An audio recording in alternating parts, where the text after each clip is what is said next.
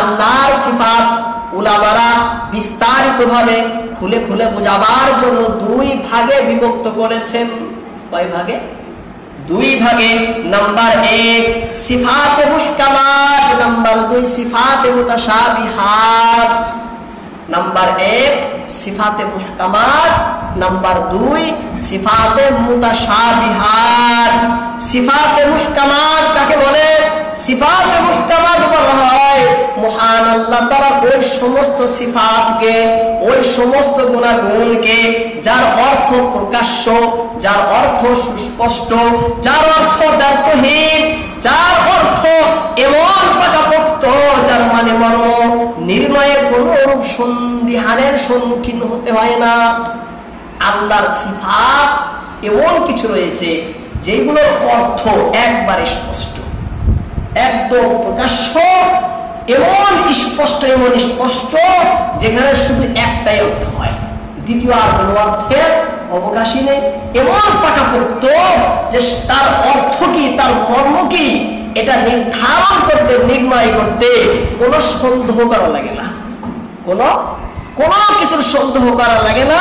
পরিপূর্ণভাবে তার অর্থ প্রকাশ পায়।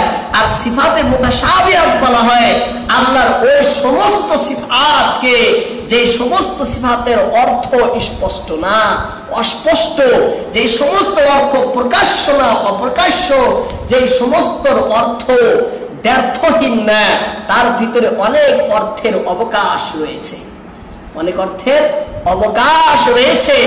এই জন্য আল্লাহর সিফাতে মুহকামাতের উপরে যেইভাবে এসেছে পরিপূর্ণভাবে মানা না, আর সিফাতে মুতাশাবিহাতের মধ্যে এতটুক বিশ্বাস রাখা যেটা আল্লাহর সিফাত। আল্লাহর সিফাত এর হাকিকত কি, এর বাস্তব কি, এর আসল অর্থ কি একমাত্র আল্লাহ জানেন। আল্লাহ ছাড়া এর আসল অর্থ আমরা কেউ বলতে পারি না।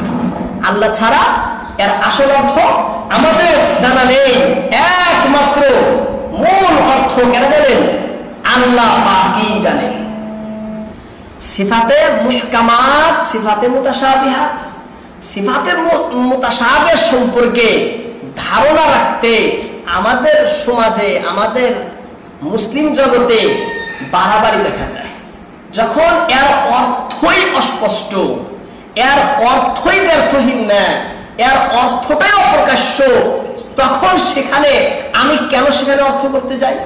আমি কেন সেখানে একটা অর্থ নিয়ে তার মধ্যে জোর দেই? হ্যাঁ, যখন বলা হয়েছে কিতাবের ভিতরে, তাফসীরের ভিতরে, হাদিসের ভিতরে যে এটা হলো মুতাশাবিহাত, আর মুতাশাবিহাত বলাই হয় তাকে যার অর্থ স্পষ্ট না। যখন অর্থ স্পষ্ট না, তখন আমি কোন মত, কোন অর্থ এখানে আমি নির্দিষ্ট করব? করা সম্ভব? সেখানে কোনোদিন সম্ভব না।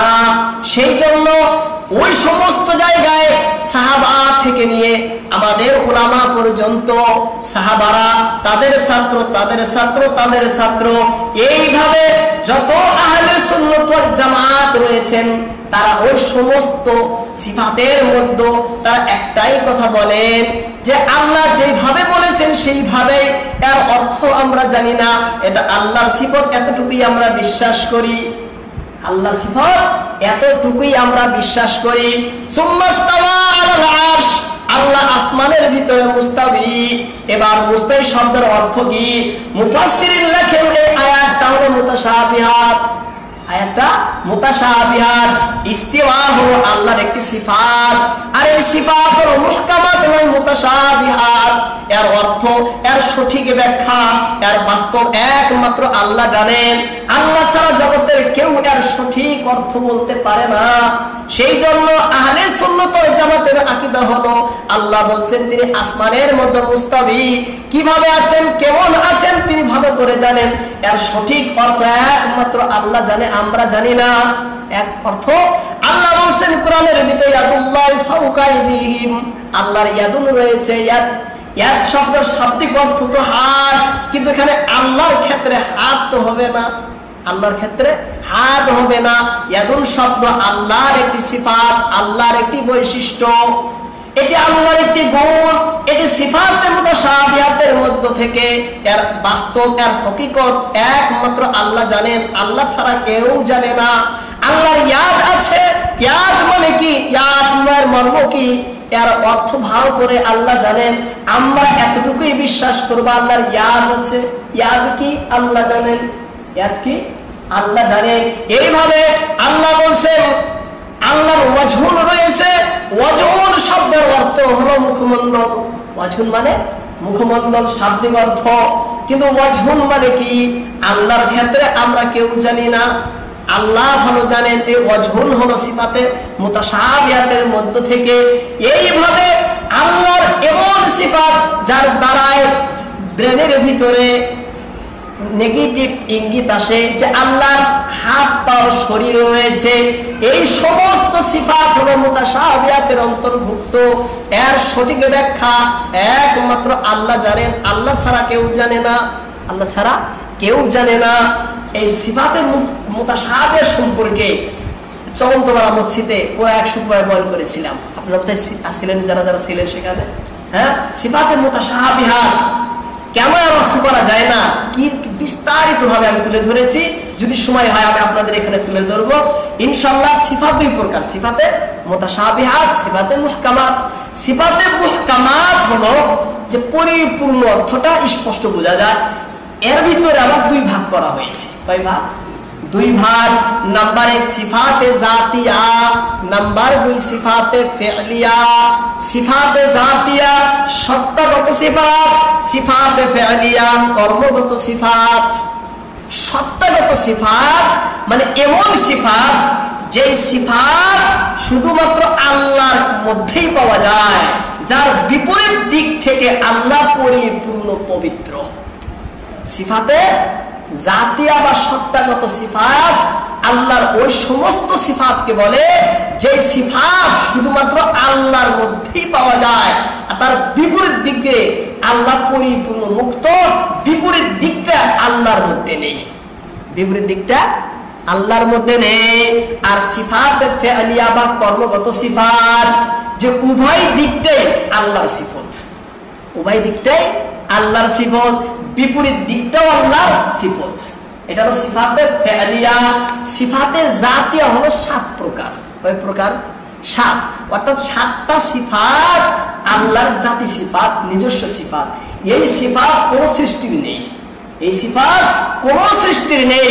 এই সিফাত কোন সৃষ্টিকে দেওয়া হলো শিরিক ফিস সিফাত, আল্লাহর সিফাতের মধ্যে শরীক করা হলো, শিরিক করা হলো।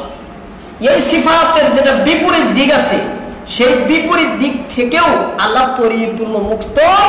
আল্লাহ সেই সিফতটা আল্লাহর না। 1 নম্বর সিফাত হলো হায়াত।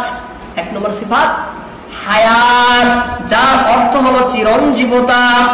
আল্লাহ তাআলার হায়াত বা চিরঞ্জীবতার প্রতি বিশ্বাস স্থাপন করা মানে অন্তরে এই বিশ্বাস পোষণ করা যে শুধুমাত্র আল্লাহই চিরঞ্জীব, আল্লাহ চিরঞ্জীব। আল্লাহর কোনো মৃত্যু নেই, কোনো ক্ষয় নেই, কোনো ক্ষতি নেই। তার অস্তিত্ব অবশ্যম্ভাবী। তিনি অনাদি অনন্ত অসীম, সর্বদা আছেন, সর্বদা ছিলেন, চিরকাল থাকবেন। যখন কিছুই ছিল না তখনও তিনি ছিলেন, এবং যখন কিছুই থাকবে না তখনও তিনি থাকবেন। এর বিপরীত দিক হচ্ছে মরণশীলতা। চিরঞ্জীবতা এর বিপরীত দিক মরণশীলতা। আল্লাহর কোনো মরণ নেই, আল্লাহর কোনো ক্ষয় নেই, আল্লাহর কোনো মৃত্যু নেই। মৃত্যু থেকে, ক্ষয় থেকে, মরণ থেকে আল্লাহ পরিপূর্ণ মুক্ত, পরিপূর্ণ পবিত্র। তার বিপরীত দিকটা আল্লাহর মধ্যে নেই। হায়াত, তার বিপরীত দিক মউত। হায়াত আল্লাহর কাছে আছে, পরিপূর্ণভাবে আছে, শুরু থেকে আছে, পরিপূর্ণ চূড়ান্ত হায়াত আল্লাহরই। কারণ আল্লাহর মধ্যে নাস্তিত্ব আসেনি, শুরু থেকেই আছেন, ছিলেন, চিরকাল থাকবেন।